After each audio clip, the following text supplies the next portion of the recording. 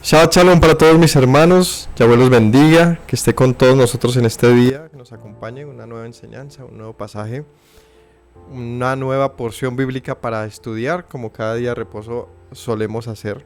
Que el Señor los bendiga y nos dé la sabiduría para entender los misterios que están dentro de la Escritura, los misterios que el Señor ha dispuesto a nuestro alcance para descubrir, para entender. Desde los libros más antiguos o que tienen la historia más antigua de nuestro pueblo hasta los más recientes, y en esto nos referimos a lo que se conoce como el Nuevo Testamento, a los escritos de los apóstoles. Es importante que sepamos la temática que es principal dentro de todo esto que estamos en este momento revisando, y es esta conexión entre Yeshua y los escritos bíblicos de la Torá. Recordemos las palabras del Mesías que dijo en este sentido: si creyeran a Moisés, me creerían a mí, porque de mí habló Moisés. Y por lo tanto hemos titulado a esta temática principal Yeshua entre líneas, entre versos, ¿no? Descubrir cómo la Biblia en cada pasaje, en cada momento está hablando, está apuntando a un mensaje mucho más, digamos, robusto, revelador, mucho más amplio, y tiene una relación directa con el Mesías, y no cualquiera de los que en el mundo se han levantado, sino uno en particular, uno que tiene el testimonio de las obras que hizo, el testimonio de la manera en que anduvo y de las palabras que dijo, y este es el Mesías judío, Yeshua HaMashiach, o Jesucristo, como también es conocido, el Jesús de Nazaret. Así que, sin más preámbulo, vamos a estudiar hoy las porciones, o la porción bíblica que va de Génesis 25 al 19 al 28:9. Esto en el tiempo de Isaac y sus hijos, ¿no? Y la vida de Isaac, que de hecho es muy corta lo que habla la Escritura en este respecto. Pero en estos capítulos que veremos hoy, menciona o está en ese contexto de la muerte de su padre Abraham, de sus padres Abraham y Sara, y entonces qué pasó con Isaac, y luego el nacimiento de sus dos hijos, Jacob y Esaú. Por lo tanto, en lo que nos enfocaremos hoy es en este asunto de sus hijos. Siempre es el tema, ¿no? Siempre hablamos de sus hijos, de los hijos de Isaac. ¿Cuáles son los hijos de Isaac? Los que hoy fueras de base. Jacob y Esaú, los gemelos, ¿no? Los mellizos. Jacob y Esaú, hijos de Isaac. Tantas enseñanzas que hemos hecho. De hecho, la del año pasado se las recomiendo mucho, que era este tema de un verdadero israelita, ¿no? Ese creo que ese fue el nombre de esa, y no me voy a enfocar en eso porque ya está esa enseñanza para que se la vean. Un verdadero israelita en el que no hay engaño. Hoy recordaremos un poquito la historia de ellos, obviamente, de Isaac y Jacob en este sentido, pero ese propósito en el que apunta de del llamamiento, ¿no? O a por qué esa historia de esa manera, como Jacob pasa de ser un engañador a ser un hombre diferente, o un hombre en el cual se vislumbra una luz que apunta a lo que el Señor espera de su pueblo. Pero ese es un tema crucial que hoy no vamos a tocar de fondo, sino veremos otro, y es con relación a quién. Si ya hablamos de Isaac, ¿de quién nos falta hablar? De Esaú. O vamos a hablar de Esaú, porque Esaú, quien es el hermano de Jacob, tiene algo muy interesante para revisar acerca de quién es él, y esto que tiene que ver con el Mesías. Recordemos que Esaú es primogénito, y en su primogenitura hay una gran enseñanza que aprender acerca de qué hizo mal Esaú, ¿no? Y esto que tiene que ver con Yeshua. Así que para iniciar con esta enseñanza, vamos a revisar un texto que aparece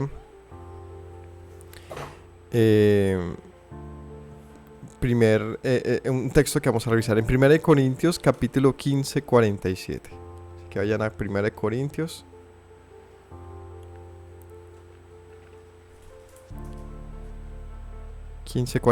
Allí dice: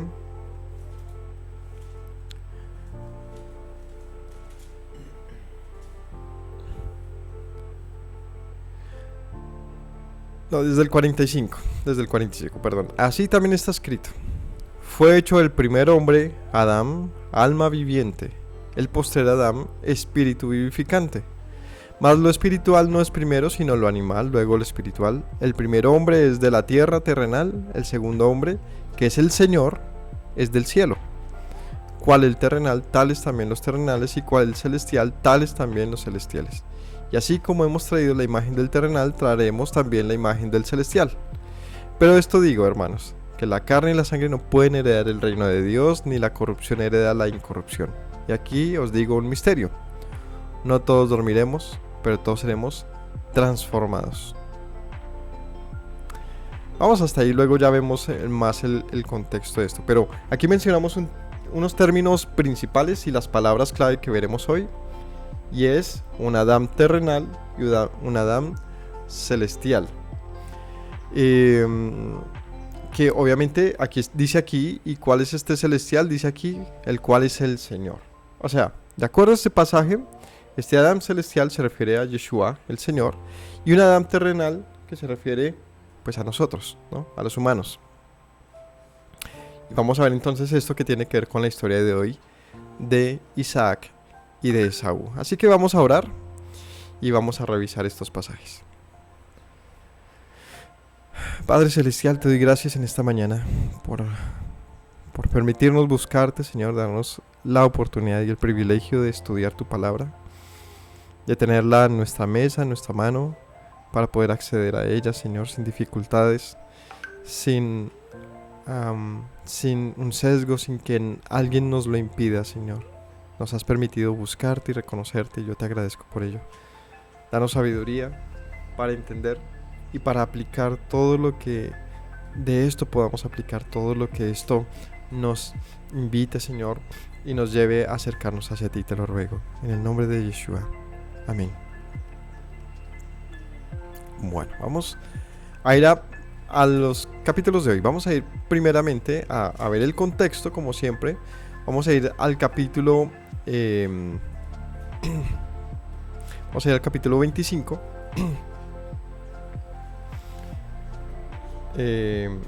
Entonces, perdón, yo dije el nombre de la enseñanza. Esta se titula El Adán Celestial. ¿Listo? El Adán Celestial. Listo.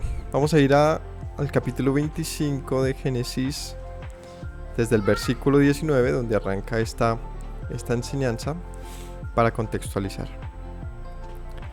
Dice allí: nacimiento de Jacob y Esaú. Y voy a leer: estos son los descendientes de Isaac, hijo de Abraham. Abraham engendró a Isaac. Isaac era de 40 años cuando tomó por mujer a Rebeca, hija de Betuel arameo de Padan Aram, hermana de Labán arameo. Y oró Isaac a Yahweh por su mujer, que era estéril. Lo aceptó Yahweh y concibió a Rebeca su mujer. Y los hijos luchaban dentro de ella, y dijo: si es así, ¿para qué vivo yo? Y fue a consultar a Yahweh, y le respondió Yahweh: 2 naciones hay en tu seno, 2 pueblos serán divididos desde tus entrañas, y un pueblo será más fuerte que el otro, y el mayor servirá al menor. Cuando se cumplieron los días para dar a luz, aquí que había gemelos en su vientre. Salió el primero rubio y era todo velludo como una pelliza, y llamaron su nombre Esaf. Después salió su hermano, trabada su mano en el calcañar de Esaf, y su nombre fue llamado su nombre Jacob. Y era Isaac de 60 años cuando ella los dio a luz. Bueno, entonces aquí el contexto es conclusivo de la historia que vimos la semana pasada, donde Abraham envía a Eliezer para que consiga una mujer para su hijo Isaac, ¿no? Y él encuentra a Rebeca, y viene una historia muy bonita. Finalmente Rebeca viene a vivir a los terrenos de Isaac, y aquí dice que a los 40 años, cuando él tenía 40 años, toma por mujer a Rebeca. Entonces ya tenemos edad de Isaac, no era un joven, pues es joven entre lo... O sea, es un adulto, ¿no? Yo tengo 35 años y yo me sigo sintiendo joven y a los 40 creo que no cambié mucho, pero no era un muchacho como generalmente está en la concepción de cómo podría verse Isaac, como si fuera un muchacho. No, ya era un hombre que estaba en su adultez.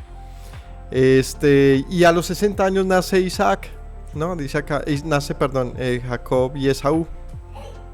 Lo que quiere decir que tuvieron 20 años de espera de este bebé, de estos hijos. Porque ¿qué dice que qué pasaba con Rebeca? Que era estéril. Una situación que a lo largo de la escritura tiene una cierta frecuencia, no porque quizás fuese muy frecuente que las mujeres fuesen estériles, sino porque la frecuencia radica en los hombres o en las familias principales a lo largo de la fe, ya que la promesa principal, ¿en qué consistía? La promesa principal del Señor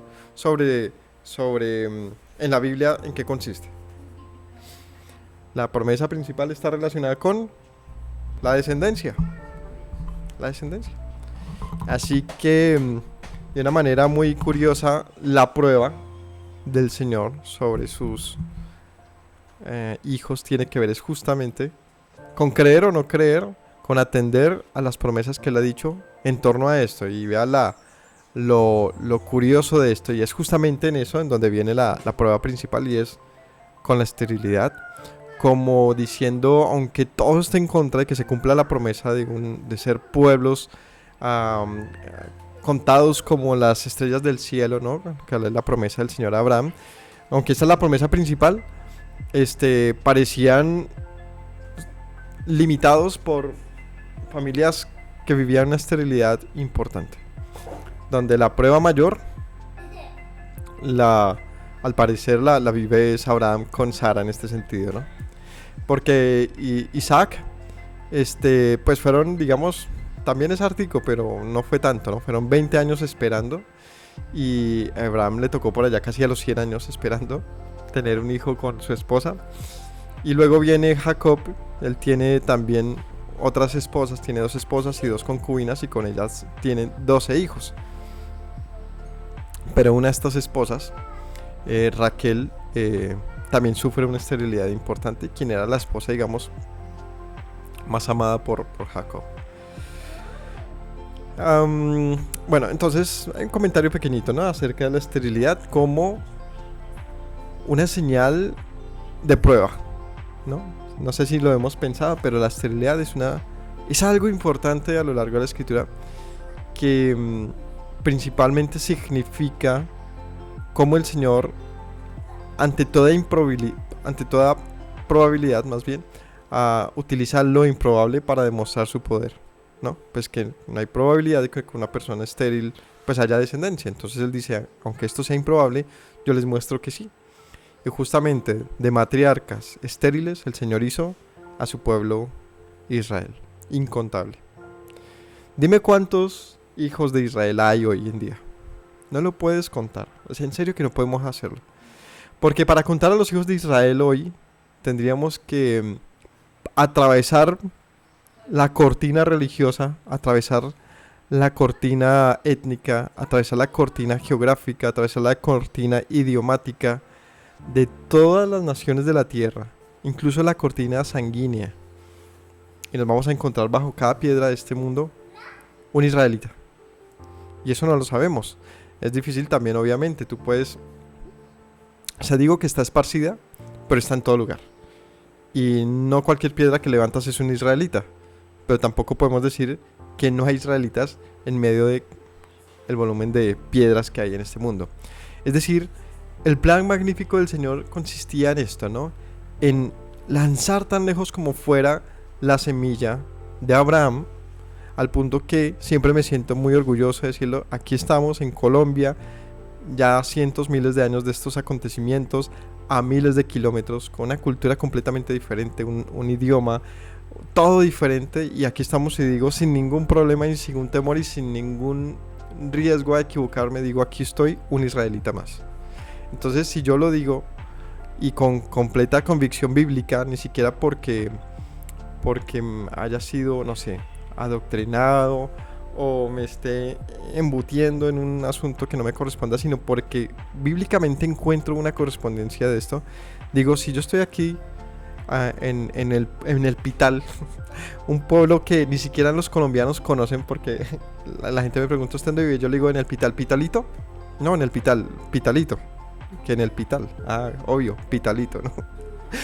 ¿No? Que hermano, que existe un pueblo que se llama Pital, porque la gente ni conoce esto. O sea, si hay israelitas, y no solo yo, mi familia y un montón de gente.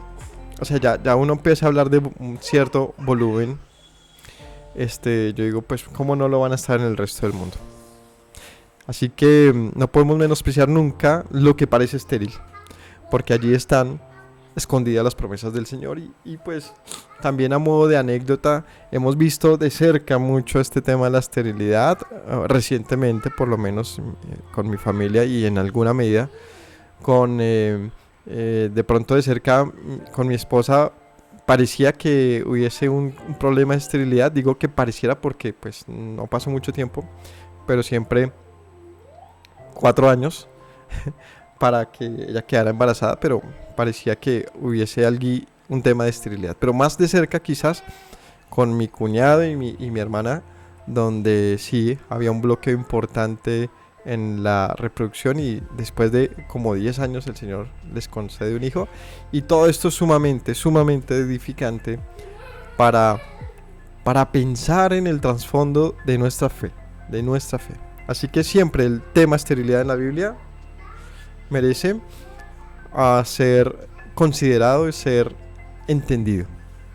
El Señor nos prueba a través de lo imposible, para que nosotros digamos, yo confío en el Señor, aún en el tiempo de lo imposible. Yo sé que Él está haciendo lo que tiene que hacer. Yo no tengo que decirle cómo debe hacer su trabajo, ni nada. Yo tengo es que confiar.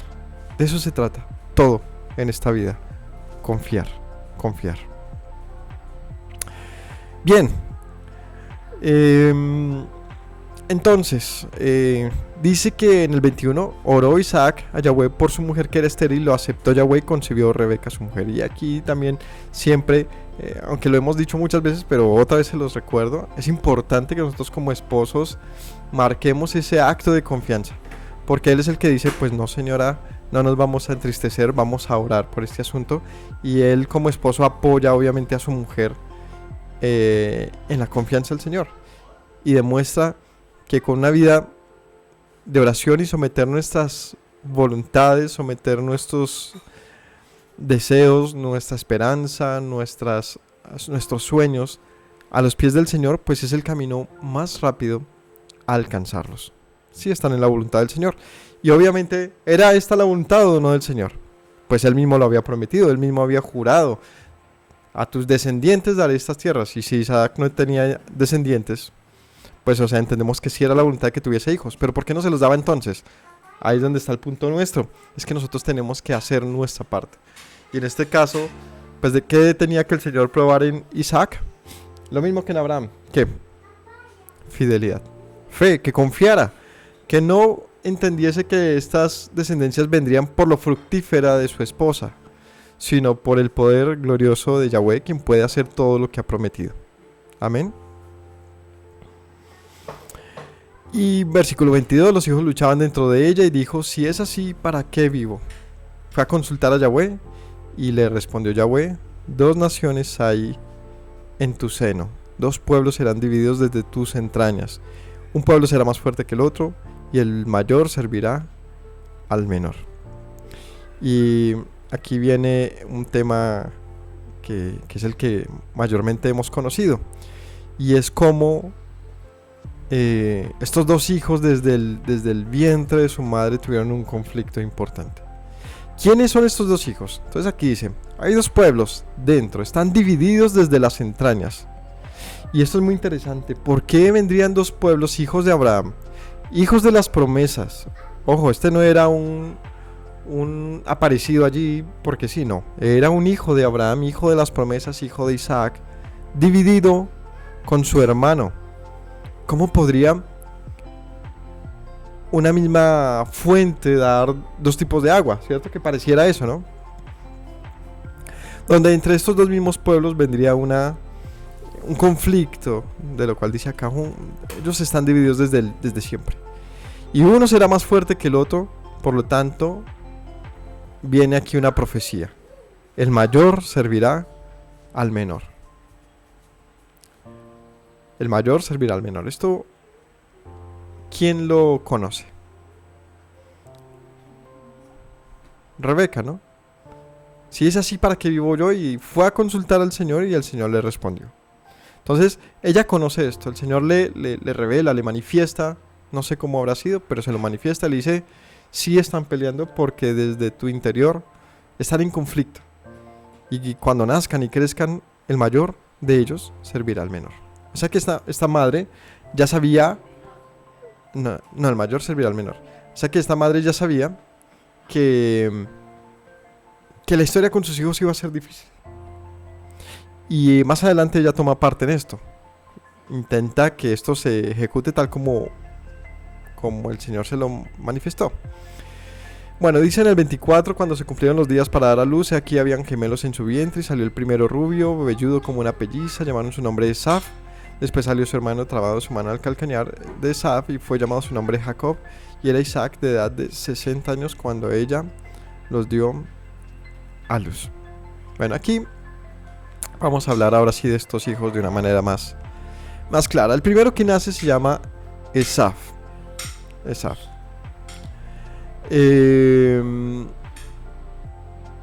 ¿Qué pasa con este hijo?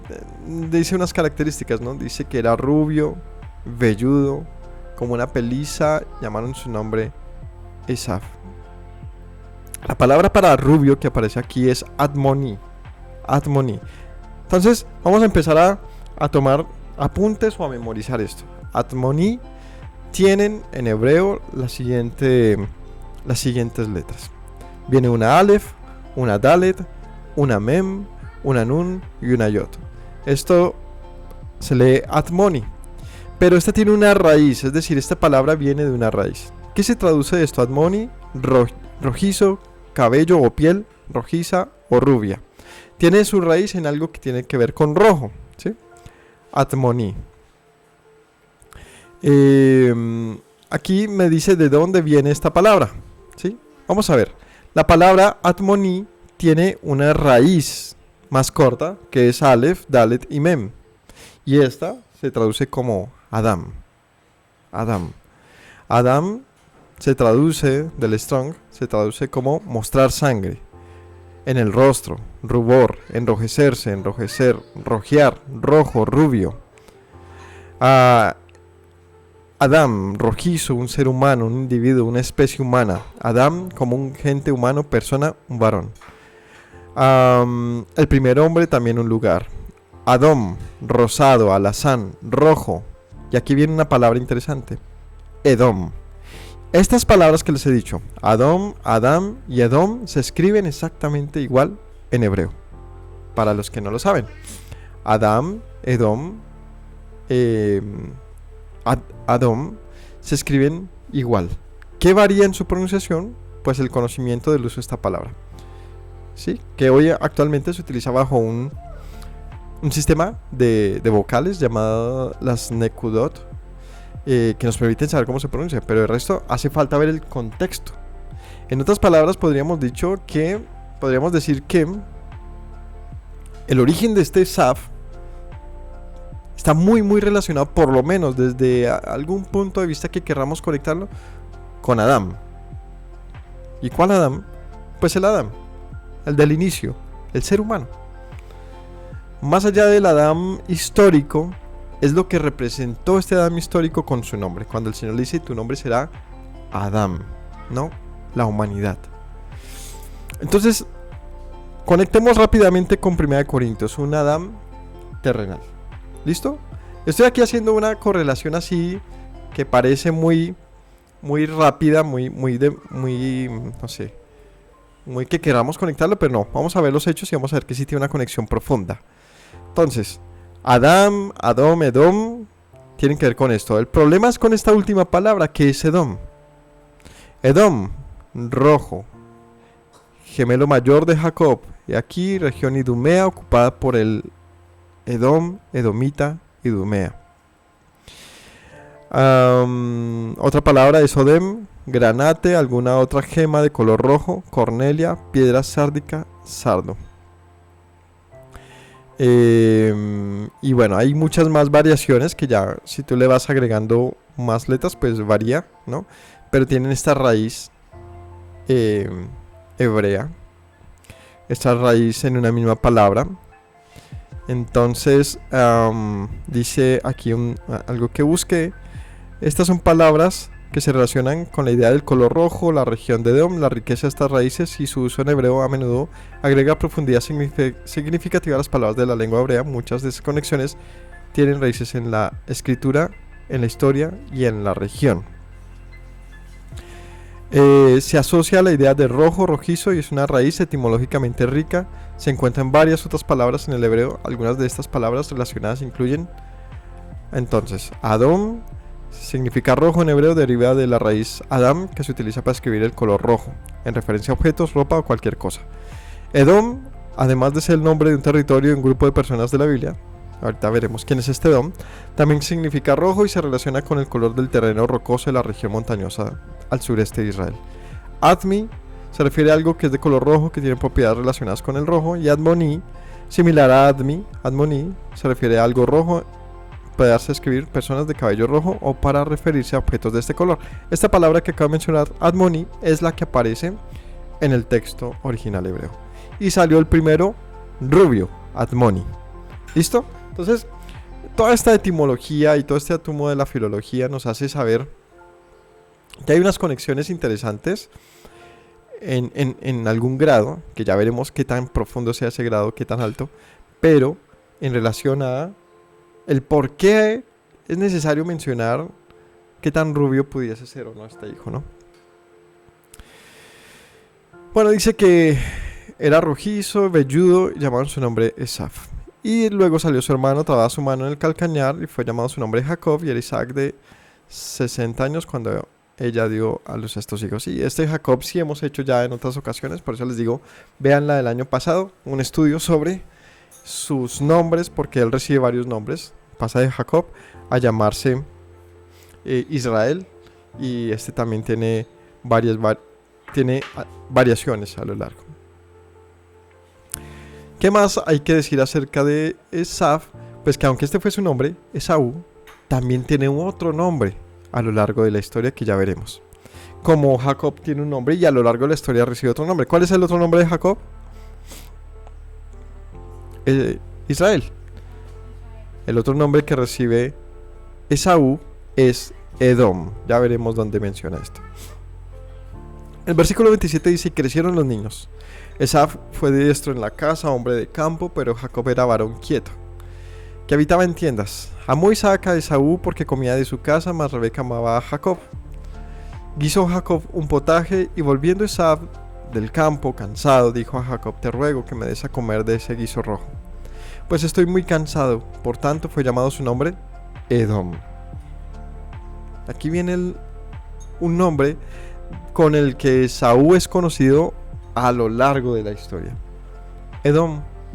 Otra de las tantas palabras que les mencioné ahorita. Del rojo, Edom, gemelo mayor. Y aquí también una región ocupada por los edomitas o la región idumea. Edom. ¿Por qué se le pone el nombre de Edom, que significa rojo? Pues hay varias razones. Al parecer este hombre estaba todo de él era rojo, ¿no? Era un hombre rojizo. Le dan un guisante. Digamos que la historia de la primogenitura y lo que él hace con su primogenitura se refiere a este tema de un guisante rojo. Ese es como el énfasis que se menciona aquí, donde dice: te ruego que me des a comer de ese guiso rojo. Y aquí lo que se traduce es como Adom, rojo. Estoy cansado, fue llamado su nombre Edom. O sea que a lo largo del tiempo a Esaf se le va a reconocer como el que vendió su primogenitura por un guisante rojo. Le pusieron rojo, ¿no? alias, si saliera bien las noticias, le llamarían alias Edom, el rojo. ¿Qué tiene que ver Edom con Adán, rojizo y todo esto de dónde se origina? Bueno, lo importante de ver aquí es la conexión, como estamos perfilando, haciendo un perfil psicológico, como dirían, de Esaú. Esaú, o el hijo mayor de Isaac, tiene en su esencia una forma de ser, que ya veremos cuál es, que nos puede hacer entender la forma de ser de la humanidad. Por eso es importante conectar a Edom con Adán, que finalmente tienen su mismo origen en la misma palabra. En otras palabras, podríamos decir que Esaú fue llamado Adán. ¿Por qué el hombre tiene esta conexión con el término Adán? Además hay que mencionar que la palabra sangre en hebreo es dam. Dam. La palabra sangre en hebreo es dam. La pronunciación se utiliza desde el principio en el mensaje bíblico hebreo para referirse a la sangre. Dam, D-A-M, ¿no? Es decir, a la palabra dam le hace falta una alef para verse como la palabra hebrea Adam. Esa es toda la diferencia. En otras palabras, diríamos que dam es la raíz de la palabra Adam. En la medida que tú llegas de 4 caracteres a 3 y luego a 2, es como vas llegando a la raíz etimológica de las palabras. ¿De dónde surgiría el término de Adam? Pues quizás su raíz principal es sangre. ¿De qué color es la sangre? Roja. Por lo tanto, todas estas variantes que hemos visto acerca del rojo tienen que ver con el origen de estas palabras, que es la sangre. ¿De qué color es la sangre? Roja. Y ¿por qué Adán tendría este nombre? Bueno, hay que entender que quizás o todo esto surge de la palabra Adán, o Adán surge de la palabra sangre. O sea, cualquiera pudo venir una de la otra. Yo pensaría que Adán viene de la palabra Adán, porque se le suma una letra extra y es la Aleph. Es la Aleph, donde el hombre es más que sangre, ¿no? El hombre es más que sangre, y esta Aleph, naturalmente y bíblicamente, tiene su lugar en la palabra Elohim, o en la palabra, o mejor dicho, esta letra, Aleph, representa la cabeza, ¿no? Al Aleph, al Señor. Entonces, su conexión de la sangre con el Creador. De ahí viene esta palabra Adam, que también se refiere a la tierra, porque esta palabra Adam también significa, o también hace alusión a la tierra, porque la tierra se dice así.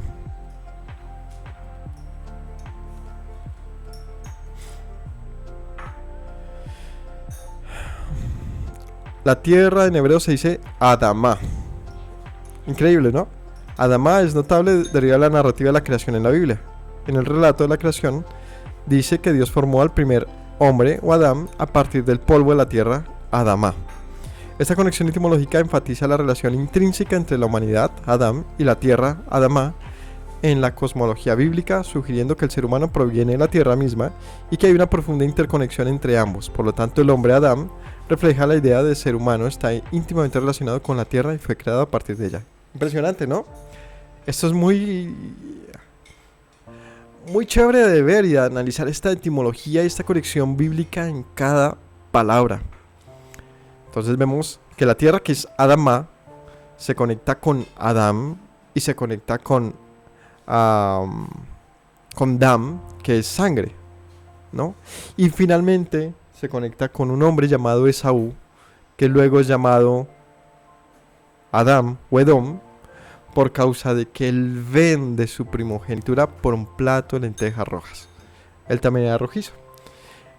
En los tres iniciales vemos una conexión interesante con la naturaleza del hombre. Un hombre que es sangre, un hombre que proviene de la tierra, el ser humano que tiene algo extra y es la Aleph, que tiene una proviene más bien de, del Señor, pues él mismo dice, los haré a imagen y semejanza mía. Por eso viene esta alef allí importante al inicio de la palabra. Ahí viene Adam, pero luego viene Edom, y de Edom aprendemos un concepto más psicológico, más de actitud, más de el comportamiento de este Adam.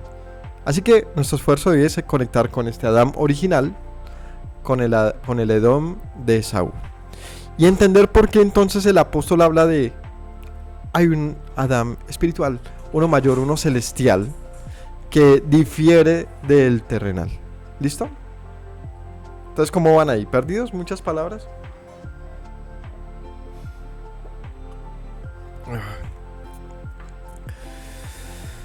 Bien, volvamos entonces a la lectura. Vamos a empezar a perfilar a Esaú. Volvamos al 27. Dice que crecieron los niños, Esaú fue diestro en la casa, hombre de campo, Jacob era varón quieto que habitaba en las tiendas. Una última conexión. Quizás esto de que esta conexión de la palabra Adamá, tierra, Adam, ser humano, y Dam, sangre, también puede derivarse en el pensamiento de la arcilla, ¿no? No sé si cuando hemos hecho, yo de niño lo hice, del colegio me ponían tareas de ese estilo de hacer esculturas con arcilla, sí, así se llama, había otro nombre, ¿no? Greda, se le llama acá. Que es un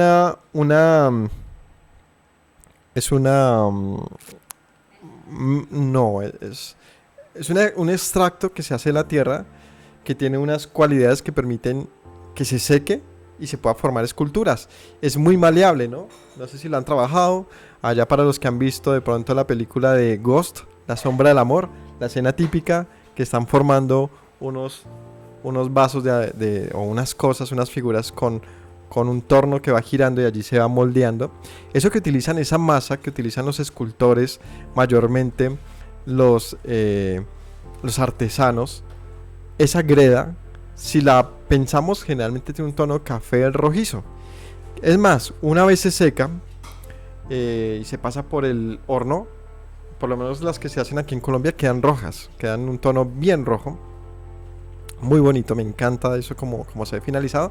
Pero si vemos la concepción de cómo se ve esto, ¿no? Esta figura quizás lo que nos puede recordar y tomó el Señor de la tierra e hizo al hombre, ¿no? Nos puede recordar esta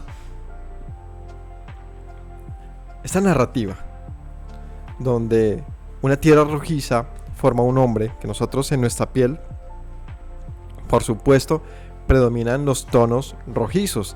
Ya seamos nosotros blancos o negros, nuestra melanina y todo lo que nos recubre solamente matiza lo que tenemos por dentro. ¿Y qué tenemos por dentro? Sangre. El color de la sangre que nos conecta a todos los seres humanos y que finalmente es de lo que dice el Señor. Han derramado sangre y la tierra se ha llenado de ella, ¿no? Y clama por justicia. Entonces el hombre muere y vuelve a la tierra de donde fue tomado. Toda esta conexión, de verdad que es una narrativa muy poderosa. La vemos incluso en estas conexiones etimológicas y nos puede hacer pensar entonces en esto. Una tierra rojiza, algo así como la greda, forma al hombre y el hombre su conexión con la tierra misma. Bueno. Entonces ya va a salir de ese comentario y vamos al versículo 27 y continuamos. Entonces, vamos a perfilar a Esaf. Crecieron los niños. Esaf fue diestro en la casa. O sea, fue un hombre fuerte, un hombre valiente que iba y buscaba su propio alimento, hombre del campo. Jacob más bien era un hombre quieto que habitaba en tiendas. Prefería el servicio en el hogar, prefería la atención, administrar los recursos dentro de la casa. Esaf no le gustaba eso, él prefería ir al campo, buscarse la comida. Jacob era más de pastoreo, ¿no? De cuidar los rebaños, de buscar el agua. Yo qué sé qué tareas hubiese en esa época, pero principalmente tiene que ver con los rebaños, con la administración de los recursos dentro del hogar y el cuidado de los mismos de la casa. El otro era un cazador de esa época, salía y podía durar varios días, buscando los alimentos que se requerían en su casa. Entonces tiene que quedarse alguien dentro del hogar cuidando, obviamente, la misma casa. Este era Jacob. Esaf salía. Y dice aquí algo importante: amó Isaac a Esaf, porque comía de su casa, mas Rebeca amaba a Jacob. Y aquí viene un primer sesgo, pues es el término que podemos usar aquí. Porque Rebeca, dado lo que ella había recibido como una profecía, como un mensaje de Dios, pues había inclinado entonces su corazón a Jacob, pues sabía que el mayor serviría al menor. Es decir que como madre no mantiene una imparcialidad, sino quizás entiende que ella tendría que empujar a que esto fuese así. Y ya lo veremos porque históricamente ella lo hace. O sea, Rebeca, toma una acción importante en que las cosas pasen como van a pasar. Ella amaba a Jacob, al hijo que permanecía en casa, y quizás también naturalmente se habían dado así las cosas porque un hijo que permanece en casa tiende, si es un hijo, digamos, un buen hijo, pues va a ayudar mucho a su madre. Pues la madre es la que también mayormente va a permanecer en casa. Es un hijo que seguramente es el que le va a colaborar en todo, es el hijo que va a atenderla y va a cuidarla. Quizás eso también ayuda a estrechar el lazo entre ellos dos. Pero Isaac amaba más a Esaf, era su preferido porque Esaf era el hijo que salía, que era el hijo que... Un segundito. Era ese hijo que volvía y le traía regalos a su padre, le compartía de lo que él traía del fruto de su trabajo, ¿no? Era este hijo que iba lejos y traía lo mejor de la casa, o sea, de cazar, y se lo traía a su padre. Su padre naturalmente se sentía quizás muy orgulloso de su hijo, era el consentido, o sea, este hijo consentía a su padre. ¿Van a decir algo por ahí?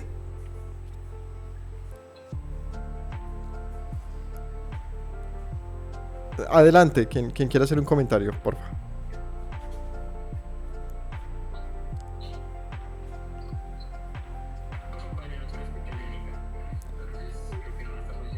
Sí, Elianita, no te escucho. Creo que tienes problemas con el micrófono de tu celular, que ya pasó en otras ocasiones. No te suena nada, ¿vale? Me confirmas. Ay, sí te escuché.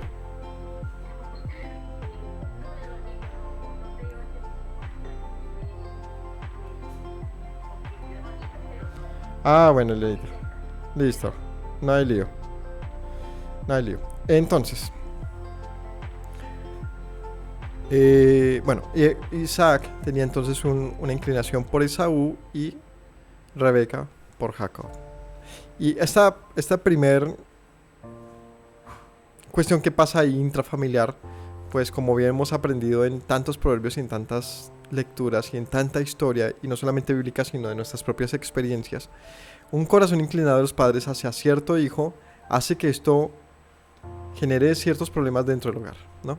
Que un padre tenga preferencia por uno u otro hijo siempre va a fortalecer la probabilidad de que entre estos dos hijos haya diferencias importantes, porque van a sentir el aprecio o la...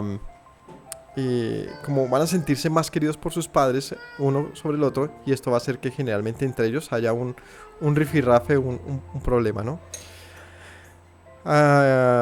De aquí lo único que tengo que decir en este respecto es que nosotros como padres tenemos que tener mayor sensibilidad por nuestros hijos y procurar no mostrar preferencias. Esto siempre a lo largo del tiempo genera en ellos una sensación de rechazo y también una sensación de altiveza del uno sobre el otro. Esto puede que haya pasado acá, porque cada hijo se refugiaba en el padre que más sentía amor. Entonces primero vemos un padre que permite que este hijo sea cazador, que como que se alegra en ello, esa era su fortaleza, y una madre que resguardaba a su otro hijo, el protegido, el que amaba y que estaba en su hogar, ¿no? Algo que ya nos hace pensar en cómo podría haber crecido el carácter de estos dos hijos. Guisó Jacob un potaje. Volviendo Esaú del campo cansado, dijo a Jacob: te ruego que me des. Entonces vienen los dos hermanos. Uno estaba cocinando, este era el hijo hogareño, y llega el otro de lejos y le dice: uff, huele bueno lo que estás cocinando. Te ruego que me des de comer ese guisante rojo, ¿no? Estoy muy cansado. Por tanto fue llamado su nombre Edom. Aquí uno diría, pues, como por pedirle un plato de comida van a cambiarle el nombre. No, es por lo que va a pasar con esa historia. Entonces le pide un poco de comida.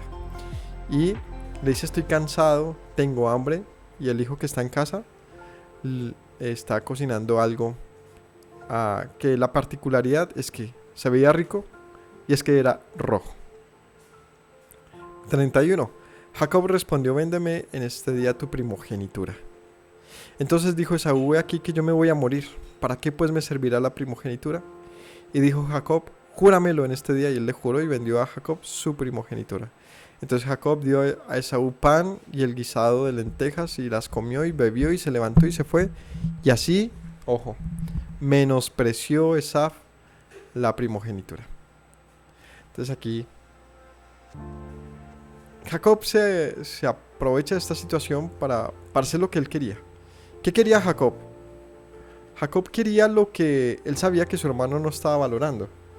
Y es que Esaf, por ser un joven, por andar en los, digamos, en los afanes de su vida, en el entretenimiento que para él quizás fuera ir a cazar, irse lejos, era un viajero, yo qué sé, era un hombre aparentemente desprendido de lo que él tenía como hijo mayor, como primogénito. Jacob toma provecho en esto y dice, pues yo quiero lo que él tiene. Y si él lo menosprecia, pues yo voy a hacer un negocio con él. Era este hijo, al contrario, que es alguien más ambicioso, que tiene más los pies en tierra en el sentido de yo voy a tomar provecho de lo que otro no está aprovechando. Y en este caso es el hermano. Esto tiene mucho, mucho para analizar. No voy a entrar en la actitud de Jacob, ya por eso les mencioné. Pueden verla del año pasado, allí enfatizamos en el lado de Jacob, si fue bueno, si fue malo, no sé, para que lo revisen. Por ahora vemos es que Jacob era un man que dentro de casa estaba pensando cómo, en qué momento podría tener una oportunidad acerca de algo que evidentemente para Esaú no tenía provecho. Si este es capaz de hacerle esta oferta es porque sabía que Esaú la iba a aceptar. Y es que aquí viene la famosa frase de cambió la primogenitura por un plato de lentejas, que es aplicable a mil cosas en esta vida, ¿no? ¿En qué momento nosotros llegamos a ser tan faltos de sabiduría, de inteligencia, de cordura, de prudencia y de todo lo que dicen los proverbios? Llegamos a intercambiar lo glorioso que se tiene por un momento de disfrute, de distracción que se acabó a los 5 minutos que se termina un plato de comida en promedio. ¿Cuánto le habrá durado ese plato de lentejas que seguramente estaba delicioso, digno de un MasterChef, o quizás simplemente un plato cualquiera que por el hambre se ve tan delicioso como cualquier plato de alta cocina? No importa, el caso es que el costo de un corrientazo, que le llaman aquí en Colombia, de un plato de comida que venden en cualquier restaurante, vendió Esaf lo más grande que él tenía. ¿Qué es lo más grande que tenía Esaf? La promesa de su padre, de que había el Señor dado desde Abraham y Isaac.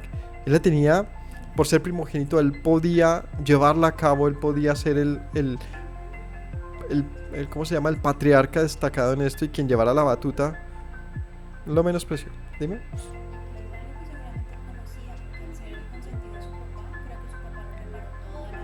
Para que siguiera ese camino. Sí, eso es muy cierto. Si era el consentido de su padre, quizás este padre tenía muchas expectativas en lo que su hijo fuera en el futuro en relación a estas promesas. Pero y ahí sí viene la palabra, Adán. Ahí vemos la primera conexión. Este Adán menospreció lo glorioso por un plato de lentejas. Y vamos al origen para ver esta conexión, que les digo que no es que uno quiera tratar de como de encontrar aquí patrones, no, sino que es que están evidentes. Y vamos al origen con Adán. Pero la serpiente, capítulo 3. Dime, para que haya un comentario.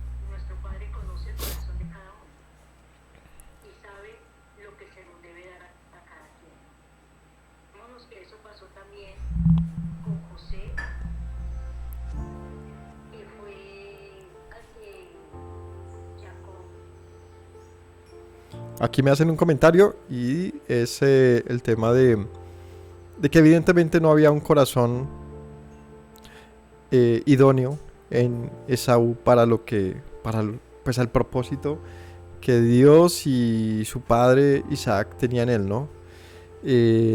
Pero sí quizás Jacob. Bueno, entonces esto es un patrón que vemos en muchos primogénitos a lo largo de la escritura. Vamos a ir al capítulo 3 de Génesis. Dice: pero la serpiente era astuta más que todos los animales del campo que Yahweh Dios había hecho. Dijo a la mujer: con que Dios se te ha dicho no comas de todo árbol del huerto. Y la mujer respondió a la serpiente: del fruto de los árboles del huerto podemos comer, pero el fruto del árbol que está en medio del huerto, Dios dijo: no comerás de él ni le tocarás, para que no mueras. Entonces la serpiente dijo a la mujer: no morirás, sino que sabe Dios que el día que comas serán abiertos tus ojos y serás como Dios, sabiendo el bien y el mal. Vio la mujer que el árbol era bueno para comer, que era agradable a los ojos y árbol codiciable para alcanzar sabiduría. Tomó de su fruto y comió, y dio también a su marido, el cual comió así de ella. Fueron abiertos los ojos de ambos y conocieron que estaban desnudos. Entonces cosieron hojas de higuera, se hicieron delantales y oyeron la voz de Yahweh, que se paseaba en el huerto al aire del día. Y el hombre y su mujer se escondieron de la presencia de Yahweh entre los árboles del huerto. Mas Yahweh Dios llamó al hombre y le dijo: ¿dónde estás tú? Respondió: oí tu voz en el huerto y tuve miedo porque estaba desnudo y me escondí. Y Dios le dijo: ¿quién te enseñó que estabas desnudo y has comido del árbol que te mandé que no comieras? Respondió: la mujer que me diste por compañía me dio a comer y comí. Yahweh dijo a la mujer: ¿qué es lo que has hecho? Y la mujer de la serpiente dijo: la serpiente me engañó y comí. Yahweh dijo a la serpiente. Y aquí viene la maldición, ¿no? Pero vamos más adelante y llega al versículo 17. Al hombre dijo: por cuanto obedeciste a la voz de tu mujer y comiste el árbol que te mandé diciendo no comerás de él, maldita será. ¿Qué será maldita? La tierra. Y adivine qué palabra está ahí. Adama. Tierra, rojez. La palabra que tanto hemos mencionado. Será maldita la tierra. Por tu causa, con dolor comerás de ella todos los días de tu vida. Espinos y cardos te produciré y comerás plantas del campo. Con el sudor de tu rostro comerás el pan hasta que vuelvas a la Adama, tierra, porque de ella fuiste tomado, pues polvo eres y al polvo volverás. Y llamó Adán el nombre de su mujer Eva, por cuanto ella era madre de los vivientes. Listo. Y luego lo saca del huerto y pasa todo lo que conocemos. Pero es interesante entonces ver esta nueva historia que tiene mucho en común. ¿Qué tiene en común esta historia con la historia de Isaac y Jacob? ¿Qué tiene en común con la historia de Adán y Eva en el huerto? A ver qué conexiones se encuentran. Díganme alguna.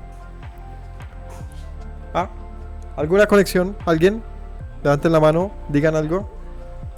Entre la historia del huerto que acabo de leer y la historia de Esaú y... ¿cómo se llama? Y Jacob.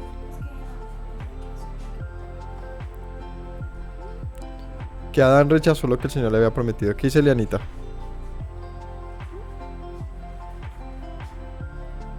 A ver, ayúdenme, participativos. Los quiero participativos. ¿Qué dice Elianita?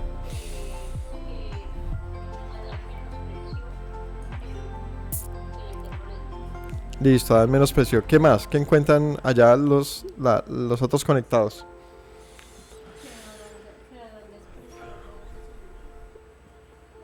Listo, todos me han dicho menosprecio, pero hay una conexión clave aquí. ¿Cuál es?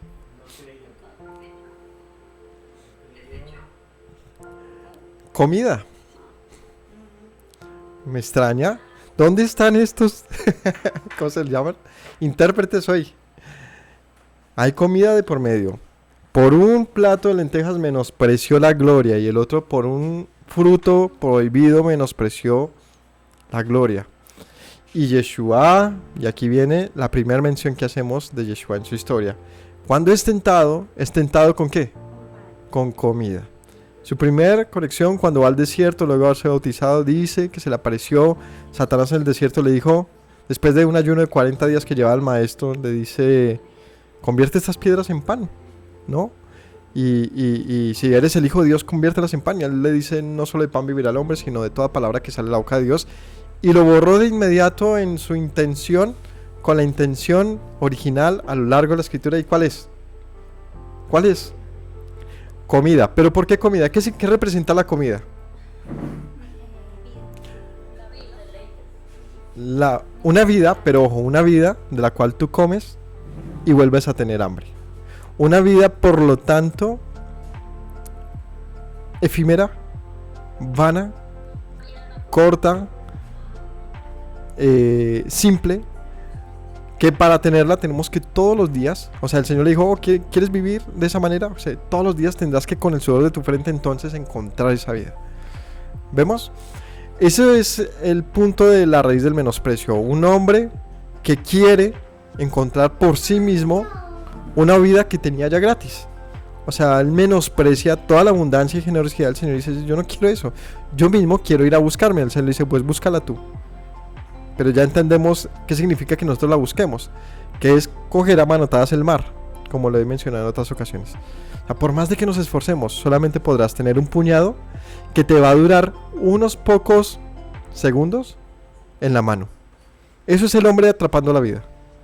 Y el hombre y Dios con su generosidad diciéndole, aquí está la profundidad del mar, toda cabe en mi mano, toda cabe o sea, es un comparativo es un contraste muy obvio, muy real.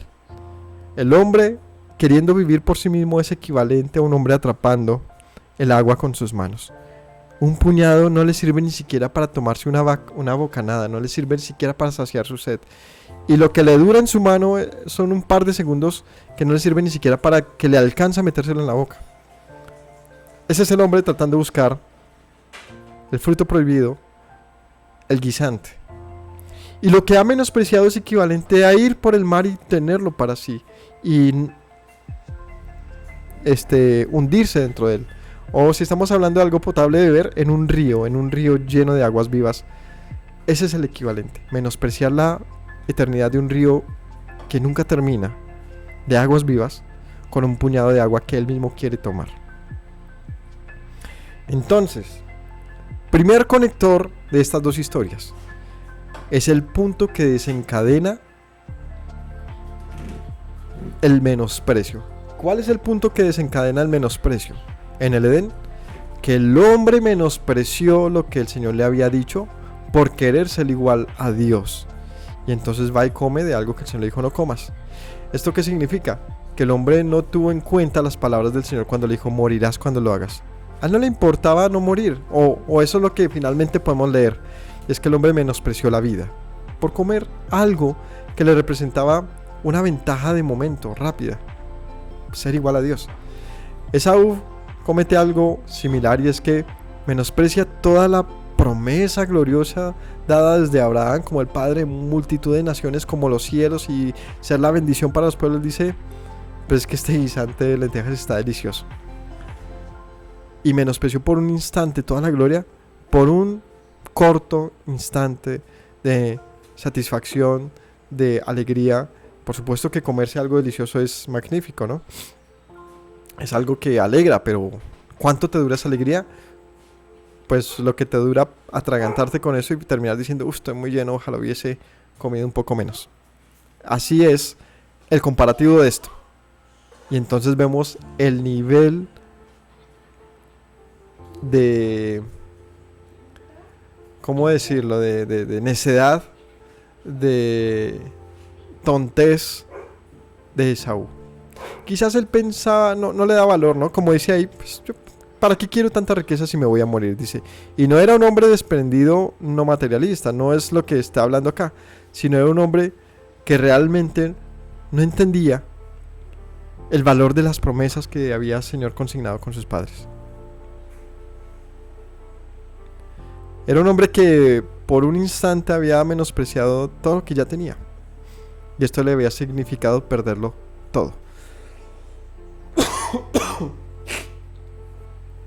Entonces, ¿cuál fue el gran pecado de Adán? ¿Cuál fue el gran pecado de Esaú? ¿Cuál es? el menosprecio. No era haber comido algo, era haber menospreciado el propósito divino, las promesas divinas del Señor sobre sus hijos. Y el Señor les permitió. Pues entonces Adán come de ese fruto y muere. Y entonces Jacob, ¿qué pasa con Jacob? Con Esaú, perdón. Pues entonces come y pierde tu primogenitura. Y por eso entonces la escritura dice, antes de que naciesen, a Jacob amé y a Esaú aborrecí. ¿Dónde le dice? Veamos este pasaje. En Malaquías capítulo 1. Veamos qué dice Malaquías capítulo 1.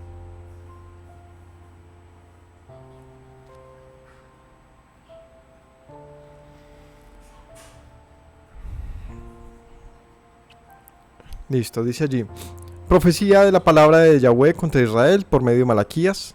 Yo os he amado, dice Yahweh, y dijisteis: ¿en qué nos amaste? Y dice aquí: ¿no era Esaú hermano de Jacob? Dice Yahweh, y amé a Jacob, y a Esaú aborrecí. Y convertí sus montes en desolación y abandoné su heredad para los chacales del desierto. Cuando Edom, el nombre de Esaú que ya les mencioné, diga: nos hemos empobrecido. Aquí ya no habla de Esaú como persona, sino como pueblo. Todos los descendientes de Esaú que son llamados Edom con el tiempo. Cuando ellos digan: nos hemos empobrecido, pero volveremos a edificar lo arruinado, así ha dicho Yahweh de los ejércitos, ellos edificarán y yo destruiré. Les llamarán territorio de impiedad y pueblo contra el cual Yahweh está indignado para siempre. Y sus ojos lo verán y dirán: sea Yahweh engrandecido más allá de los límites de Israel. ¿Cómo la ven? Duro, es muy duro. Porque el Señor dice: a Jacob amé y a Esaú aborrecí. Y ahora tú, Israel, me has aborrecido a mí. Y esto es una historia que pues tiene un sentido que nos compete a la historia de hoy, pero su sentido mayor es con relación a Jacob, donde el Señor dice: pilas, porque así como Jacob me aborreció y por eso yo luego le aborrecí a él, si ustedes me aborrecen, a ustedes a quienes he amado, porque Jacob me amó a mí, no crean que no también los desecharé entonces. Es una profecía que muestra el amor de Dios, pero también les dice al pueblo: pilas, no se jacten en que yo los haya amado a ustedes, porque si ustedes no actúan diferente a Esaú, su pariente, pues ya verán que contra él estoy todo el día en contra de ellos, ¿no?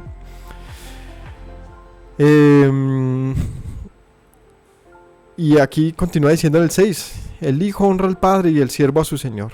Si pues soy padre, ¿dónde está mi honra? Si soy señor, ¿dónde está mi temor? Dice Yahweh de los ejércitos. A vosotros, oh sacerdotes, que me menospreciáis. Aquí viene la palabra clave que estamos viendo. Ustedes que me menosprecian dicen: ¿en qué hemos menospreciado tu nombre? En que ofrecen sobre mi altar pan inmundo y dijeron: ¿en qué te hemos deshonrado? En que piensan que la mesa de Yahweh es despreciable. ¿Ven la historia de Malaquías? Menosprecio de por medio en todo lado. Por eso empieza hablando de Esaú. Como Esaú me menospreció, yo también lo menosprecié. Y ustedes me están menospreciando ahora mismo. Ustedes, los sacerdotes, menosprecian mis ofrendas, menosprecian lo que se presenta.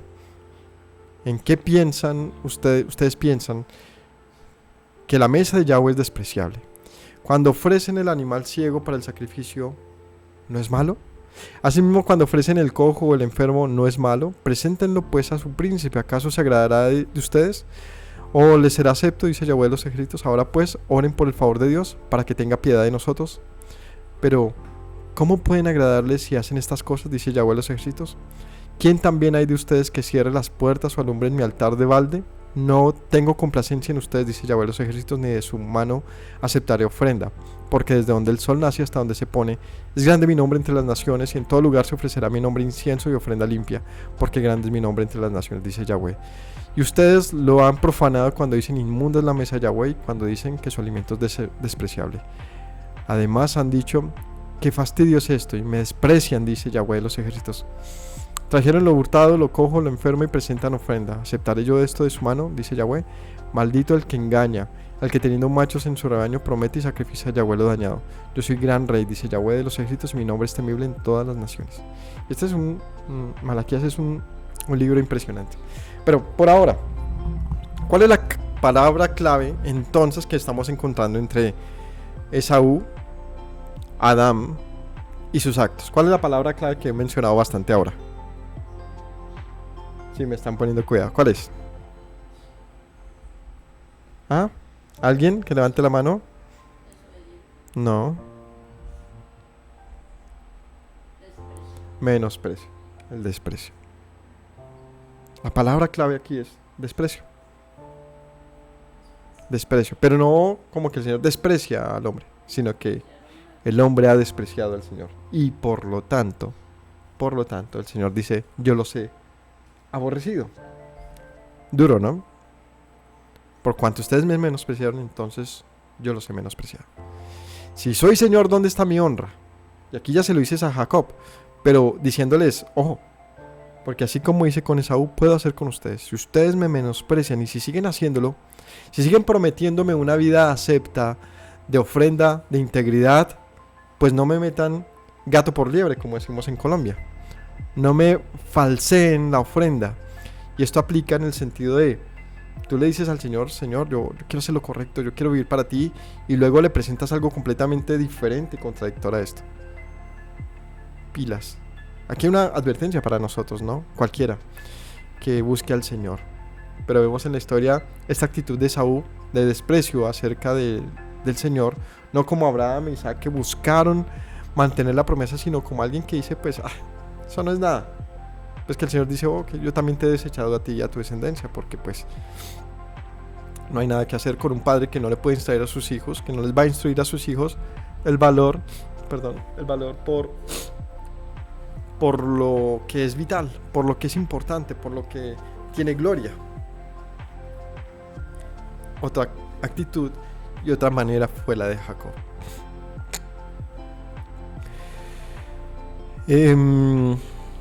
Bueno, ya de esta historia, en el 26 habla de otro tema, de unas vivencias que tiene Isaac, donde vivió. Y en el capítulo 27 retorna al tema de Jacob y Esaú. Y viene una trampa que hace Jacob para que su padre le bendiga a él por encima de Esaú, quien ya había juramentado, le había entregado la primogenitura.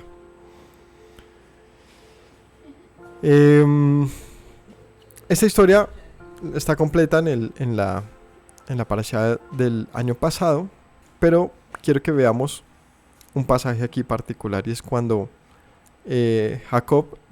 Isaac bendice a sus hijos.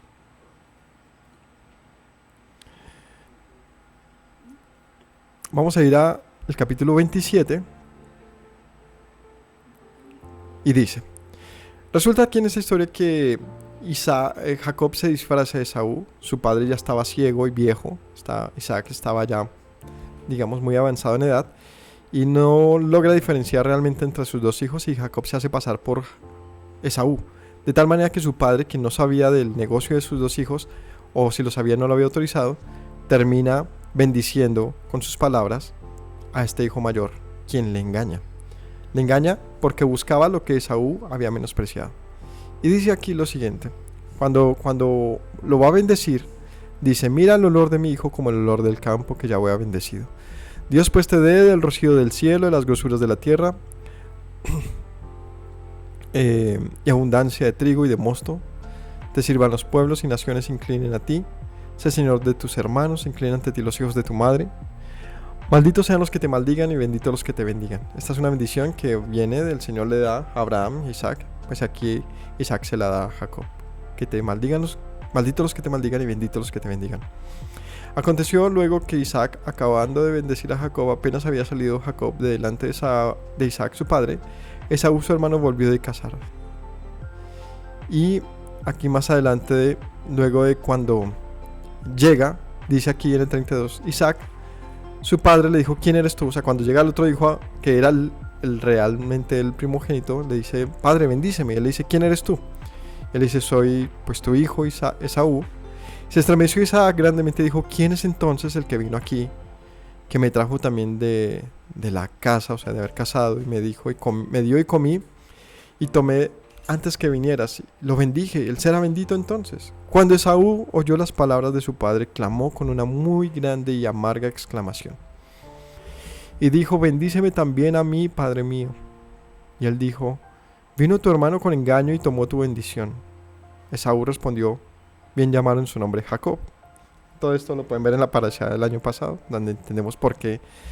Solamente les digo, y es que el término Jacob significa, pues también tiene una raíz variada, donde una es talón, calcañar, que aparece también en la historia del huerto con la serpiente y la mujer, donde dice: tú le herirás en la cabeza, pero ella te herirá en el calcañar. Jacob. Y también este nombre significa engaño, engañador. Por eso le dice: me has engañado, de la palabra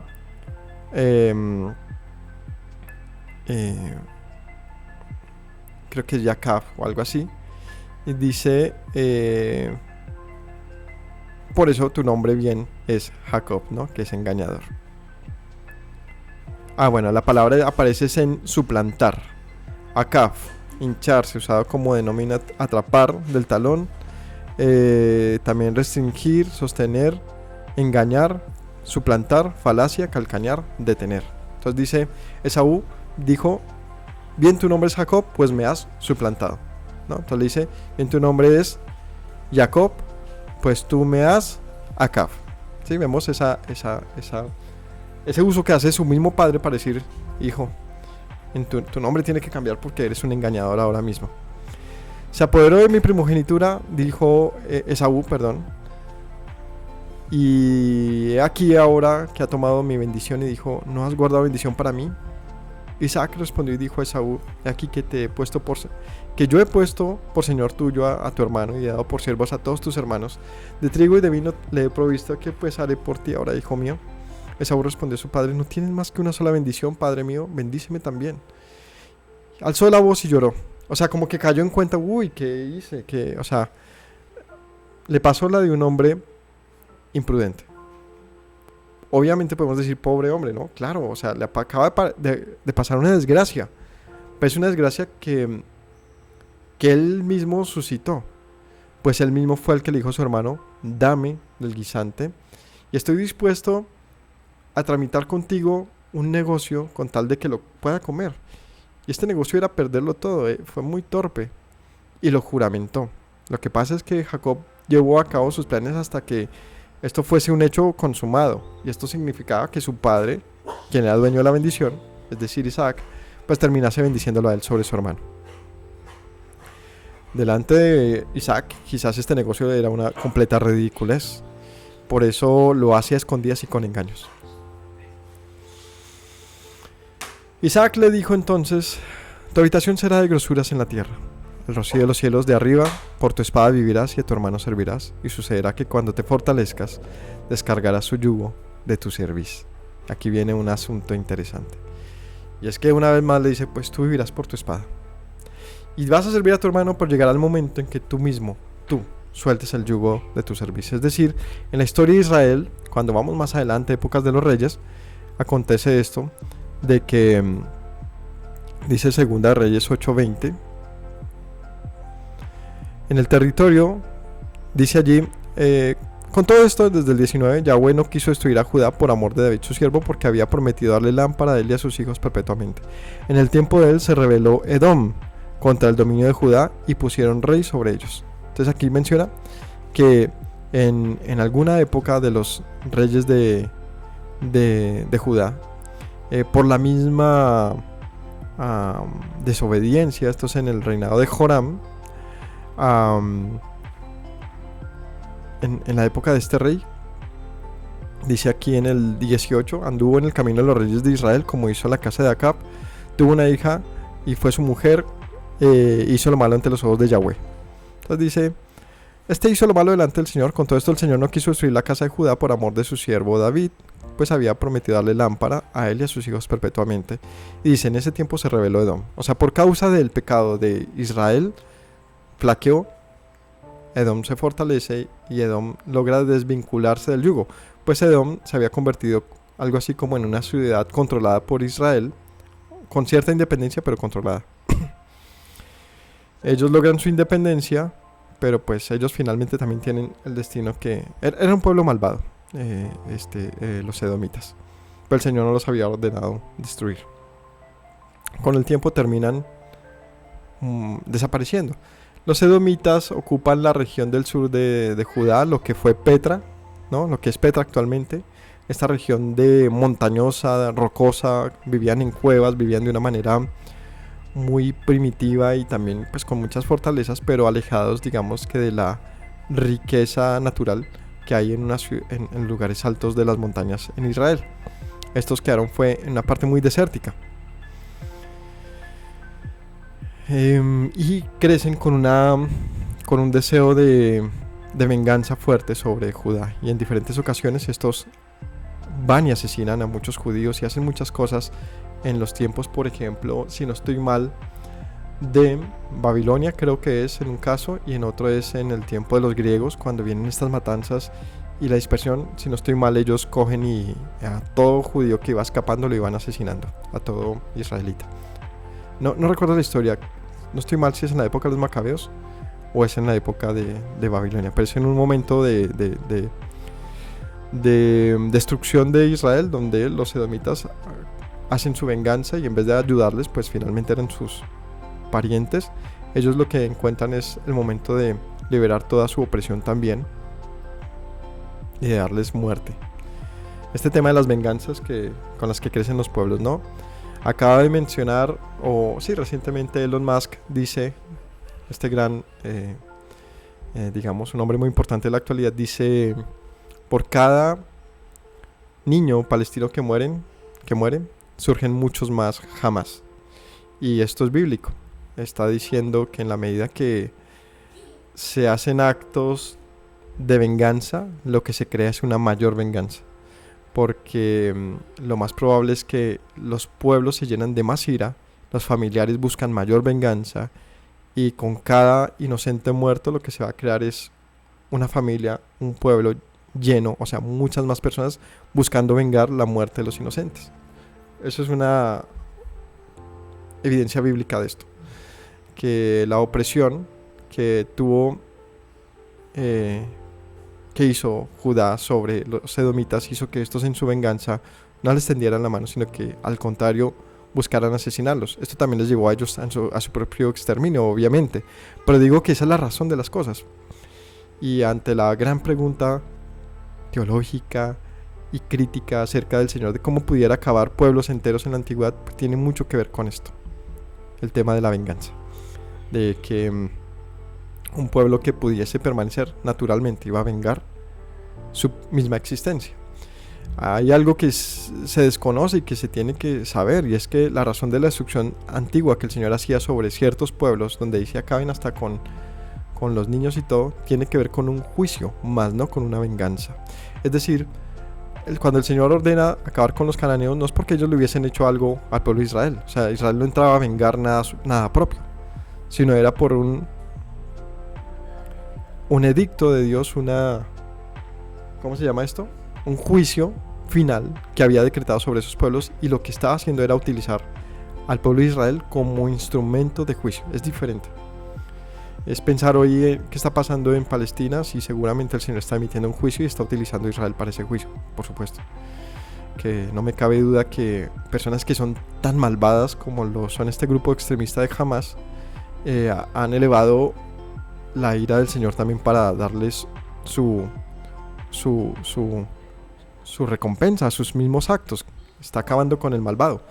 Pero, como siempre, hay que decirlo, no está surgiendo bíblicamente, donde Israel va y lo hace no como un acto de venganza, sino como un acto de justicia de Dios sobre un pueblo que ellos mismos no conocían.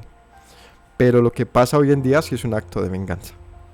Y el problema con el acto de venganza es que una cosa es cuando el Señor dice, ellos no te deben nada, pero van a ser exterminados. Es un asunto. Y otra cosa es ojo por ojo. Y en el ojo por ojo es como te hicieron, haz, como máxima de justicia. Es decir, hay un límite para eso, donde obviamente también es un tipo de venganza de Dios y de justicia, pero está limitado por la misma ley que dice hasta qué punto puede emitirse esta venganza, y es en el ojo por ojo. Y es en eso donde hay una desproporción hoy en día que sigo insistiendo. Tenemos que orar por nuestro pueblo para que tengan sabiduría en esto que está pasando, porque todo esto también se va a convertir en un peso de la justicia sobre ellos, una inclinación donde, ¿y ahora cómo se va a solucionar esto? ¿No? Todo eso tiene que analizarse. Entonces, y a partir de ese momento Jacob huye de su hermano Esaú. Ahora sí, habiendo dicho todo eso, vemos una conexión interesante con Adán, Esaú y la humanidad. Palabras conectadas etimológicamente. ¿Y cuál es esta conexión que encontramos bíblicamente? Menosprecio.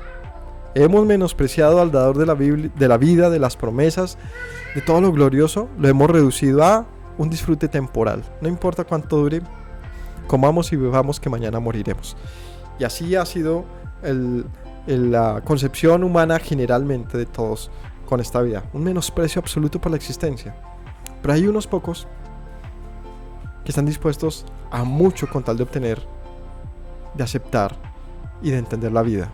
Y no siempre lo hacen bien. Esa es la historia de Jacob, que tiene su propia revisión, o sea, su propio comentario. Pero por ahora vemos, es un contraste acerca del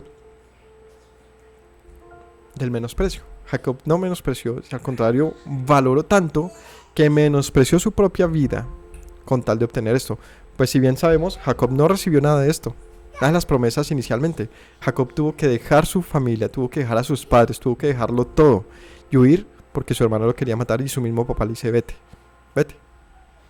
O sea que Jacob no sabía que le iba a pasar eso, obvio sí, sabía que no iba a tenerla, después de haber engañado a su padre, que iba a obtener, sino un padre que le dijera, vete de acá, porque tu hermano te va a matar, va a vengar lo que has hecho. Esto significa que Jacob no tenía puesto su mirada necesariamente en un puñado de riqueza que su padre le pudiera dar, sino en las promesas que iban más allá. Que para eso es necesario ver el próximo capítulo, la próxima parasha, donde se menciona ese asunto, y es lo que él quizás sí había valorado de sus padres con relación a las promesas de Dios. O sea, él había puesto su confianza en algo más allá de lo terrenal. Y ahí tenemos que mencionar entonces otro término. ¿Cuál es? Lo celestial. Lo celestial.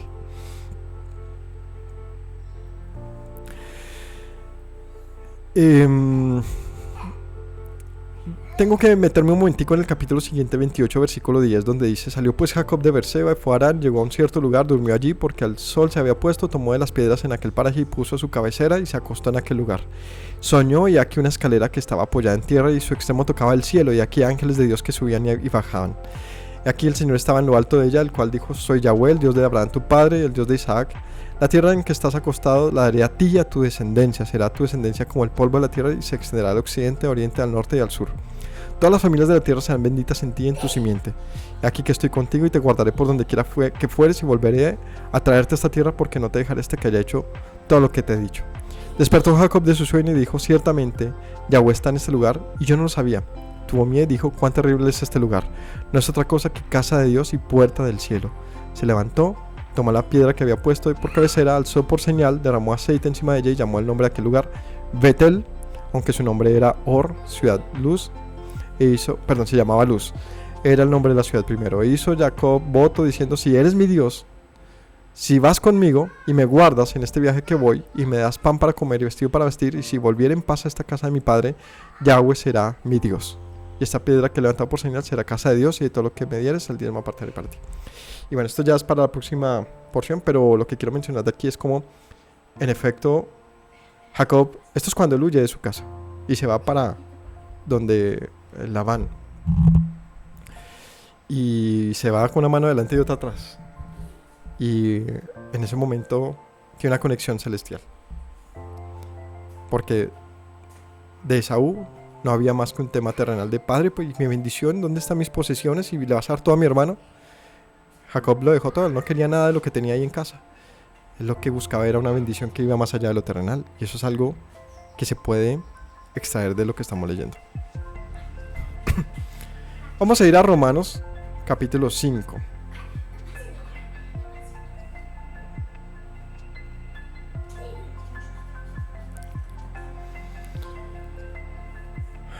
Romanos capítulo 5, versículo 12. Por tanto, como el pecado entró en el mundo por un hombre, y por el pecado la muerte, así la muerte pasó a todos los hombres por cuanto todos han pecado. Pues antes de la ley había pecado en el mundo, pero donde no hay ley no se inculpa de pecado. No obstante, reinó la muerte desde Adán hasta Moisés, aun en los que no pecaron a la manera de la transgresión de Adán, el cual, es figura del que había de venir. Pero el don no fue como la transgresión, porque si por la transgresión de aquel uno murieron muchos, abundaron mucho más para los muchos la gracia y el don de Dios por la gracia de un hombre, Yeshua. Y con el don no sucede como con el caso de aquel que pecó, porque ciertamente el juicio vino a causa de un solo pecado para condenación, pero el don vino a causa de muchas transgresiones para justificación. Pues si por la transgresión de uno solo reinó la muerte, mucho más reinará en vida por uno solo, Yeshua, el Mesías, los que reciben la abundancia de la gracia y el don de la justicia. Así que como por la transgresión de uno vino la condenación a todos los hombres, de la misma manera, por la justicia de uno vino a todos los hombres la justificación de vida. Porque así como por la desobediencia de un hombre los muchos fueron constituidos pecadores, así también por la obediencia de uno, los muchos serán constituidos justos. Pero la ley se introdujo para que el pecado abundase, mas cuando el pecado abundó, sobreabundó la gracia, para que así como el pecado reinó para muerte, así la gracia reine para justicia, para vida eterna mediante Yeshua, nuestro Señor. Bueno, esto hace parte de un tratado muy largo que hace Pablo en Romanos, muy intenso a lo largo de los capítulos. Va tratando tantos temas acerca del pecado, de la condición humana, de nuestra condición como pueblo de Dios y los que no eran pueblo, de quién es Yeshua y de cuál es la esperanza que viene en él. O sea, es muy largo y tiene mucho que decir. Obviamente en nuestro canal pueden ver una lista de reproducción llamada Romanos. Allí está un comentario verso a verso de todo el libro, muy muy recomendado. Por ahora vamos a lo que nos compete a este pasaje. Estamos hablando de Adán y el Mesías. Y empieza Pablo a hacer una comparación, donde dice, como el pecado entra por un hombre, como el menosprecio entra por un hombre, por un Adán, ¿no? Por uno como tú y yo. Y por lo tanto entra el pecado y la muerte.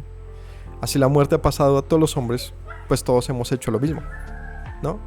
¿Por qué el pecado y la muerte nos ha pasado a todos? Porque todos también hemos pecado. Es decir, que esto de que todos hemos pecado no es porque existamos, sino porque todos hemos pecado. O sea, hay una literalidad en nuestra manera de actuar. Todos hemos mantenido una actitud desafiante con Dios, una actitud contradictoria con su ley, lo que nos lleva a ser, digamos que, etiquetados como pecadores. Y él dice, esto empezó en algún momento, y empezó con el primer hombre, Adán. Antes de que se hubiese colocado alguna ley como la ley de Moisés, había un pecado en el mundo, que aunque no estuviese la ley y no pudiese inculparse por medio de esa ley, eso no justifica la actitud de pecado que sí llevábamos. Pues es evidente que reinó la muerte hasta Moisés. O sea, antes de que llegara esta ley había muerte. ¿Y por qué había muerte si no había ley? Porque la ley es eterna. Es decir, una cosa es que no se haya dictaminado en un monte, pero ya con lo que el Señor había condicionado al hombre para la vida, ya había una muerte permanente dentro de la humanidad, pues todos habíamos desafiado de la misma manera a Dios. Transgresiones habían desde el principio, pero este Adán, esta figura inicial, también era una figura de algo venidero. ¿Qué pasa si Adán hubiese valorado entonces la voz de Dios? ¿Qué pasa si hubiese pasado? Pues que no era un asunto solamente de él, también sus hijos habrían tenido la misma oportunidad. ¿Qué pasa si Set, Caín y cualquier otro de los hijos en esa misma historia hubiesen visto el fruto? Pues que también tenían que atravesar por lo mismo, y era comer o no comer. Es decir, la vigencia de la obediencia estaba siempre al alcance de cualquiera, como también de la desobediencia. Y así como Adán desobedeció, todos hasta el día de hoy creo que hemos tenido una actitud de querer comer el fruto prohibido. por el disfrute temporal, el menosprecio que esto tiene hacia Dios. Pero dice, pero esto ha sido figura de algo venidero, mayor. El don, la gracia del Señor no fue como la transgresión. Porque si por la transgresión de aquel uno murieron muchos, abundaron mucho más para los muchos la gracia y el don de Dios, por la gracia de un hombre, Yeshua. Él dice, pero la gracia del Señor es mayor. Porque la gracia del Señor no consistía en un hombre que había pecado, sino en que muchos, en que todos hemos pecado. Y dice, ciertamente el juicio vino a causa de un solo pecado para condenación, pero el don vino a causa de muchas transgresiones para justificación. Así que la justicia y el juicio de Dios viene por causa de que la humanidad, en la medida que se iba multiplicando, iba preservando el pecado como una forma de vida. Por lo tanto, el juicio se emitió desde el principio, para que la humanidad fuese condenada en sus actos, sea quien fuera que los cometiera. Pero la justificación y la gracia del Señor vino por causa de justamente de esos muchos, y no por causa de un solo justo, sino por causa de los muchos pecadores. Y eso es lo que quiere Romanos o Pablo exaltar aquí, es como no fue porque fuéramos buenos, sino porque éramos menospreciadores de Dios. Vino entonces la misericordia. Y esto parece contrastar con el pasaje que se menciona, de que lo cita también el apóstol en otro momento, que Dios hace como quiere, ¿no? Porque yo me compadezco de quien me compadezca y tengo misericordia de quien tenga misericordia, porque amé a Jacob y a Esaú aborreció. Y dice, pues no que Dios aborrece al pecador, entonces ¿por qué luego dice que por causa de los pecadores trae gracia y justificación? Porque es que el punto aquí es que no se trata, veámoslo de otra manera. ¿Quién era más justo? ¿Jacob, quien era engañador? ¿O Esaú, quien era había menospreciado el favor de Dios y las promesas? ¿Ustedes qué piensan? ¿Quién era más justo? ¿Jacob, que era engañador y había engañado a su propio padre y había hecho todo lo que hizo con tal de obtener lo que quería? ¿O Esaú, que había menospreciado las promesas de Dios sobre su familia? ¿Qué creen ustedes? ¿Quién era más justo?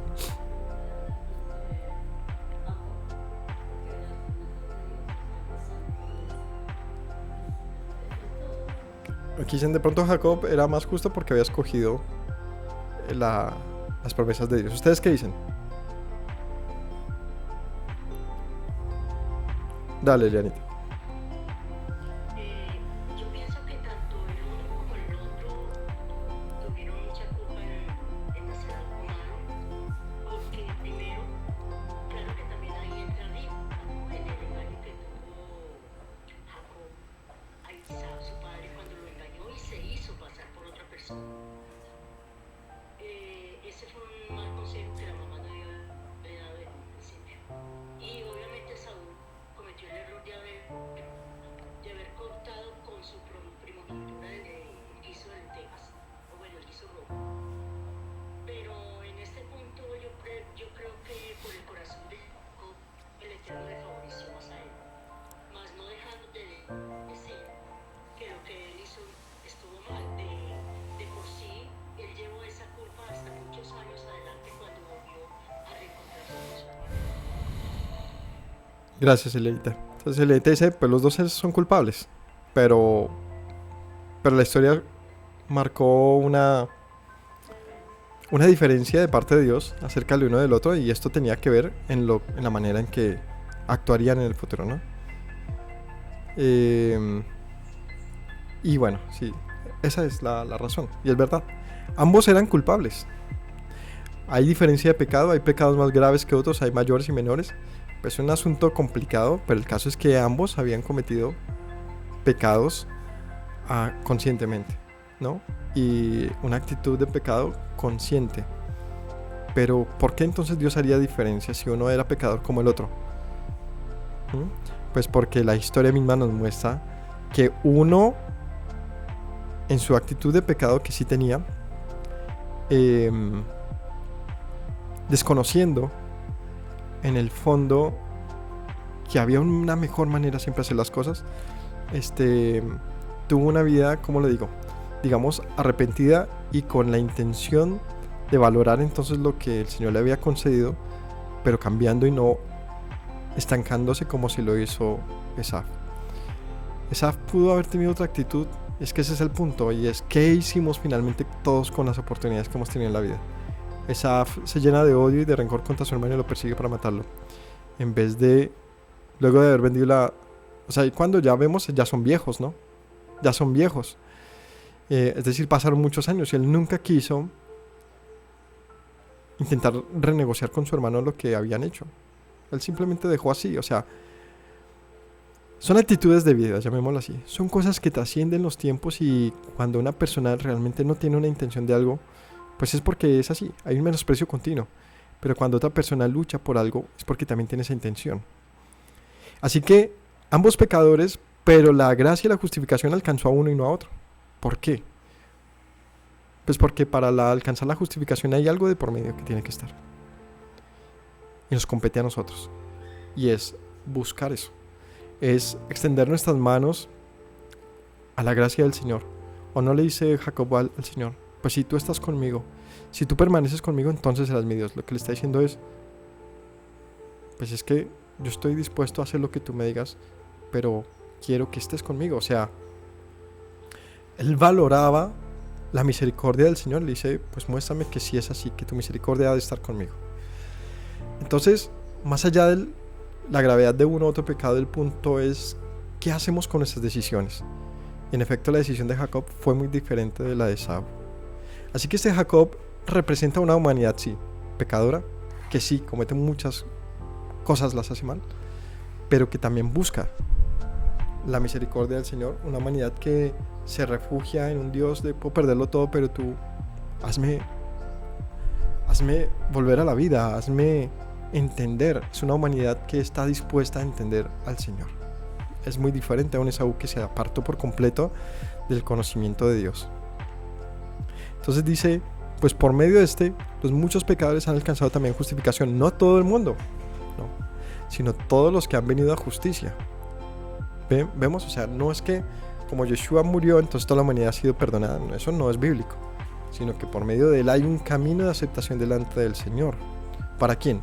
Para que los que como Jacob nos encontramos en esa coincidencia de hemos sido engañadores, hemos hecho muchas cosas, pero hemos querido hacer lo correcto y buscar a Dios.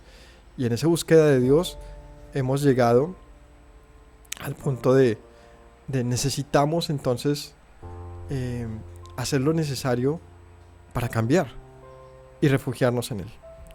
Entonces, en Romanos lo habla como un nuevo Adán, uno que es esa parte, digamos, celestial de lo que apuntaba la humanidad cuando el Señor dice haré al hombre conforme a mi imagen y semejanza, ¿no? Conforme a la imagen y semejanza del Señor, pues está hablando de algo celestial. Entonces, de los cuales dice aquí que por medio de Yeshua viene la gracia para el mundo, por eso Él nace como hombre. Era importante que naciese como hombre para que por medio de Él también se abriera entonces un camino acerca de la redención de la misma humanidad. Es decir, una redención que tiene que también estar implícita dentro de nosotros, en nuestras venas, como humanos, pues Yeshua nace humano, con el propósito de reivindicar a la humanidad delante del Señor, es decir, alcanzar un perdón para la humanidad, pero que es solamente posible en Él. Es decir, que cualquiera que está en Él, cualquiera que está realmente en Yeshua, puede alcanzar el perdón que Él recibe como un Adán que logra satisfacer la voluntad divina del Señor. Amén. Entonces, mis hermanos, en conclusión, Yeshua representa uno que ha complacido hasta el final a su Padre en hacer su voluntad, en valorar todo lo que Él ha dicho acerca de la misma humanidad que le entrega a Él. Por lo tanto, Él entrega su vida con tal de que esto sea posible. Y como le dice a Natanael en algún momento, he aquí un verdadero israelita en quien no hay engaño. Que Él nos encuentra a nosotros como un Jacob transformado, un verdadero israelita, no como un Jacob engañador, y mucho menos como un Esaú que le ha menospreciado, porque en ambos casos no hay ninguna oportunidad. La única oportunidad está en un Israel renovado en que no hay engaño. Y si vemos la historia de Israel o de Jacob, es justamente eso, una transformación continua hasta el final, hasta el final. Hasta el ver a sus hijos restaurados, hasta el ver un fruto de todo su camino, pero ya no basado en su engaño, en su fuerza, sino en la confianza puesta en este nuevo Adán, en uno que puede cumplir y satisfacer la voluntad del Señor por causa de la obediencia, por causa del someterse a Él. Amén. Mis hermanos, les agradezco mucho por habernos acompañado, por encontrar entonces en la Escritura que nosotros no debemos, que tenemos que cuidarnos mucho de menospreciar lo que el Señor ha puesto delante de nosotros, pues podemos estar siguiendo el camino de Edom, el camino de Esaú. No, este camino no puede estar disponible para nosotros. Es un camino que finalmente se traduce en la desaparición, en el ser erradicados como existencia. Pues de Edom, eso es lo que le pasa a Edom. Él refleja el estado de una humanidad que simplemente pasará a desaparecer. Pero ¿qué pasa con Israel? Que su historia trasciende la misma existencia. Pues dice el Señor: así como permanece el cielo y la tierra, así permanecerá Israel eternamente.